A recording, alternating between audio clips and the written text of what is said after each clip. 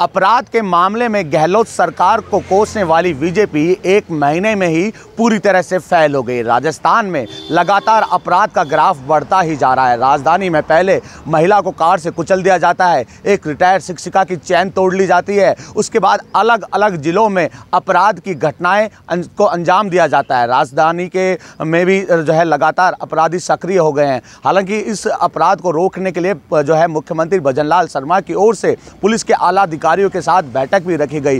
जो है बैठक रखते हुए पुलिस के आला अधिकारियों को जो गैंग पनप रही उनको खत्म करने के निर्देश भी दिए गए। लेकिन राजधानी सहित अलग अलग जिलों में अपराध की अलग अलग घटनाएं निकलकर सामने आ रही है। राजस्थान के भिवाड़ी में एक युवक को पीट कर मौत के घाट उतार दिया जाता है। दरअसल भिवाड़ी में मामूली टक्कर होती है और टक्कर के बाद दिलीप सैनी जो है अफसर नाम के एक युवक को पीट कर मौत के घाट उतार देता है। हालांकि उसका दूसरा साथी जान बचाकर वहां से भाग जाता है। पहले विधानसभा चुनाव से पहले बीजेपी लगातार गहलोत सरकार को कोसने में लगी थी कि गहलोत सरकार के राज में लगातार अपराध बढ़ रहे हैं, अपराधी राजस्थान में आकर शरण ले रहे हैं और घटना को अंजाम देते हैं। लेकिन जैसे ही बीजेपी सत्ता में आई, माना जा रहा था कि बीजेपी के सत्ता में आते ही अपराध पर लगाम लगेगी, लेकिन अपराध पर लगाम लगना तो दूर, अपराध लगातार बढ़ते ही जा रहे हैं। राजधानी जयपुर जहां पर जो है प्रशासनिक अधिकारी जो है रहते हैं, पुलिस के आला अधिकारी रहते हैं, यहाँ पर भी लगातार अपराध के एक के बाद एक मामले निकलकर सामने आ रहे हैं। हालांकि पुलिस के आला अधिकारी जनसुनवाई करते हुए मामलों को निपटाने लगे हैं, लेकिन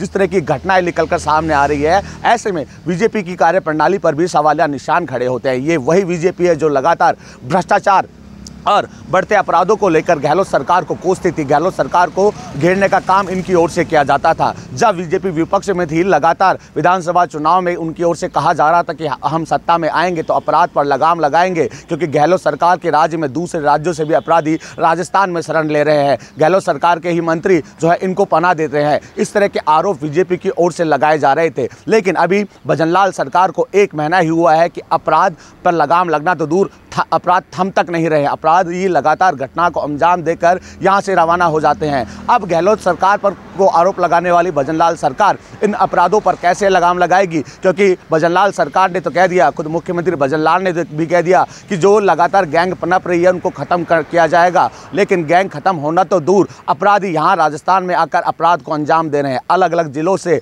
मारपीट की, चैन स्नैचिंग की, लूटपाट की घटनाएं निकलकर सामने आ रही है। बहरहाल जो वादे भजनलाल सरकार ने किया, अब उनको कैसे पूरा करेगी और राजस्थान में किस तरह अपराध पर लगाम लगेगी, क्योंकि अपराध लगातार बढ़ता ही जा रहा है। अभी तक गृह विभाग किसको देना है ये डिसाइड नहीं हुआ है, विभागों का बंटवारा नहीं हुआ है, लेकिन अपराधी जिस तरह अपराध को अंजाम दे रहे हैं, अब ये भजनलाल सरकार के लिए बड़ी चुनौती बन गई है। बसंत पांडे, TV9।